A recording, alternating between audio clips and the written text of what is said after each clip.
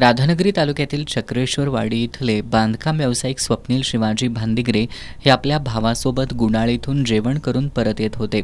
त्याचवेळी रस्त्याच्या बाजूला असलेल्या उंच बांधावरून अचानक गव्यानं त्यांच्या स्विफ्ट कारच्या बोनेटवर उडी मारली. गव्याचं धूळ थेट कारवर कोसळल्यानं कारचं बोनेट पूर्णपणे चेपलं. पुढील काचही फुटली. अचानक झालेल्या या प्रकारामुळे क्षणभर भीतीनं गाळण उडाली. मात्र सुदैवानं दोघेही सुरक्षित राहिले. विशेष म्हणजे अवघ्या 4 महिन्यांपूर्वीच त्यांनी ही नवी कार खरेदी केली होती. घटनेची माहिती मिळताच वन विभागानं घटनास्थळी धाव घेत पंचनामा केला. या दुर्घटनेत झालेल्या नुकसानीची भरपाई मिळावी अशी मागणी चक्रेश्वरवाडीचे सरपंच सदाशिव भांदिगरे यांनी प्रादेशिक वन विभागाकडे केली आहे. या घटनेमुळे परिसरात भीतीचं वातावरण निर्माण झालं असून या मार्गावर वन्य प्राण्यांचा वावर वाढल्याची चर्चा नागरिकांमध्ये सुरू आहे. वन्य प्राण्यांचा वाढता वावर आणि नागरिकांची सुरक्षितता हा गंभीर प्रश्न बनत चाललाय. प्रशासनानं योग्य ती खबरदारी घेणं गरजेचं आहे.